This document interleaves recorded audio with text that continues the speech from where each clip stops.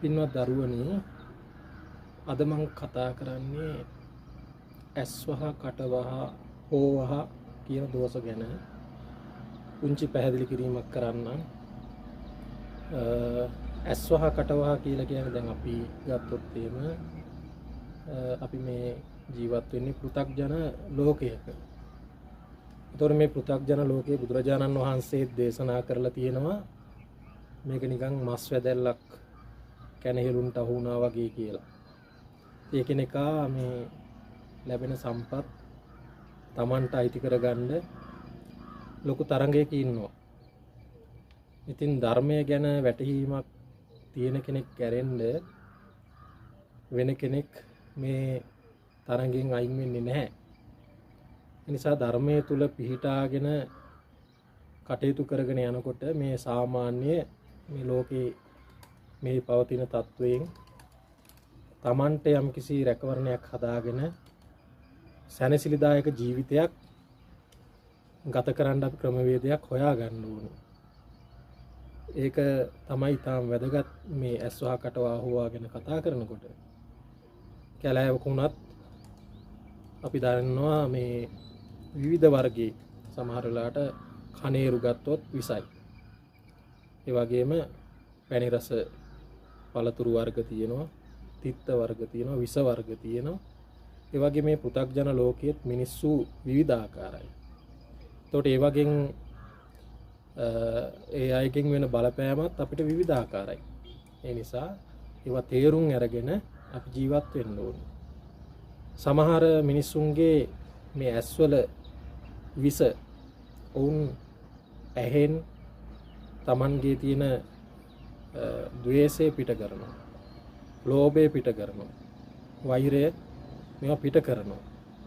එතකොට මේ ඇස්වල ඒ චිත්ත බලයත් එක්ක මේ ඇස්වලින් පිට වෙන අහිතකර ශක්තිය සාමාන්‍ය ජීවිතයට බලපානවා. එතකොට ඕරායක ශක්තිමත්, කුසල බලයේ ශක්තිමත් ප්‍රබල කෙනෙකුට ඒකේ බලපෑම යම් ප්‍රමාණයකට අඩු වුණත් එහෙම නැති කෙනෙකුට මේ වගේ බලපෑම සිද්ධ වෙනවා. ඒ නිසා ඇස්වහ කියලා කියන්නේ ඇස් වලින් පිට වෙන වහ.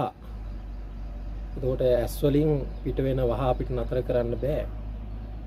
ඒ වුණාට අපිට මේ වගේ බලපෑම යම් ප්‍රමාණයකට සමනය කරගන්න පුළුවන්. ඉතින් ඒකට අපිට යම් කිසි විදියක උත්සාහයක්, වීරියක්, ක්‍රමවේදයක් අපි හදා ගන්න ඕනේ. ඊළඟට කටවහ කියලා කියන්නේත් ඒ වගේ දෙයක්. කටවල් වලින් අනේ අපොයි කියලා අර හිතවල තියෙන ලෝභය, ද්වේෂය, මෝහය මේවා පිට වෙලා පෘථග්ජන ඒ සිත්වල තියෙන විස මේ විශ්වයට මුදා හරිනවා. ඉතින් ඒවා තව කෙනෙකුගේ ජීවිතයකට එල්ල වෙලා ඒ වචන වලින් වෙන බලපෑම නිසා යම් කිසි විදියක තමන්ගේ ජීවිතයට කරදර බාධක හානි වෙන්න පුළුවන්. අනිත් එක තමයි හෝවහ කියලා කියන්නේ.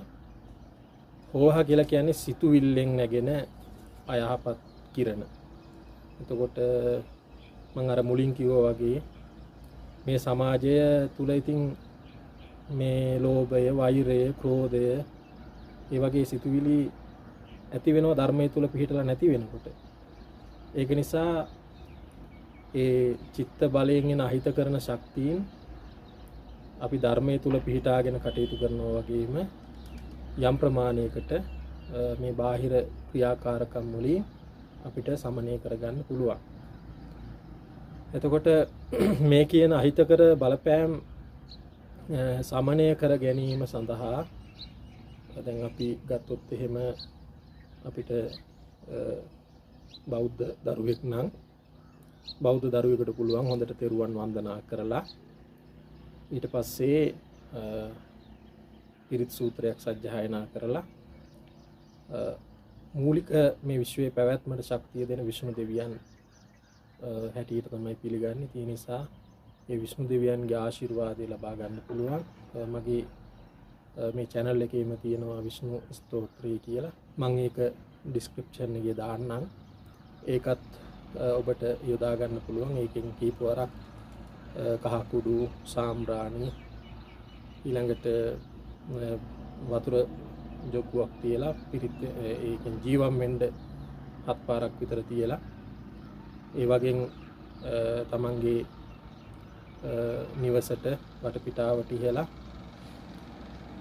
ඒ තමන්ට බාහිරින් එන ඒ ඇස්වහා කටවා හෝවා දෝෂ වලින් වළකින්න පුළුවන්කම ලැබෙනවා.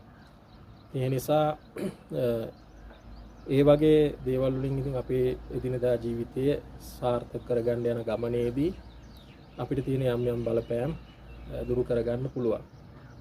ඉතින් අපි දකිනවා මේ සමාජය තුළ කෙනෙක් දියුණු වෙනකොට තව කෙනෙක් ඉරිසියයි. කෙනෙකුට අනවින කොඩි වින කරන්න එරෙහි වෙන්න කෙනෙක් එදිරි වෙන්න ඕනේ නැහැ. කෙනෙකුගේ දියුණුව දැක්කත් සමහරුන්ට ඒවා දරා ගන්න බැරුව ඊට එරෙහිව දේවල් කරනවා. ඒ මුදිතාව, ඒ කියන්නේ කෙනෙක් දියුණු වෙනවා දකින්න හදවතින් සතුටු වෙන්න පුළුවන්කම හැම කෙනෙකුටම හැම හිතකටම නැහැ. ඒ නිසා නොයෙකුත් අය විවිධාකාරයේ හානිදායක දේවල් කරනවා. ඉතින් සමහරලාට සහෝදර සහෝදරියන් අතර වෙන්න පුළුවන්. දෙමව්පියෝ දරුවෝ අතර වෙන්න පුළුවන්. ඥාතීන් අතර වෙන්න පුළුවන්. ඉතින් විවිධාකාරය දේවල් සිද්ධ වෙන්න පුළුවන්. ඉතින් ඒවා ගැන අපිට කලකිරිලා හෝ සැක කරලා තේරුමක් නැහැ. මොකක් හරි ආරක්ෂිත ක්‍රමයක් අපි අපිට හදා ගන්න ඕනේ. ඉතින් ඒ නිසා අර මම මුලින් සඳහන් කරපු ආකාරයට ඒ ක්‍රමවේද යොදාගෙන ඔබට රැකවරණයක් හදා ගන්න. ඒකෙන් ඔබේ ජීවිතය යහපත් විදියට සැනසිලිදායක විදියට සතුටින් ජීවත් වෙන්න උත්සාහ කරන්න. ඉතින් ඒකට ඔබ හැම දිනාටම මේ දරුවෝ හැම දිනාටම ශක්තිය ලැබෙන්න ආශිර්වාදය ලැබෙන්න කියලා තෙරුවන් සරණින් ප්‍රාර්ථනා කරනවා. තෙරුවන් සරණයි.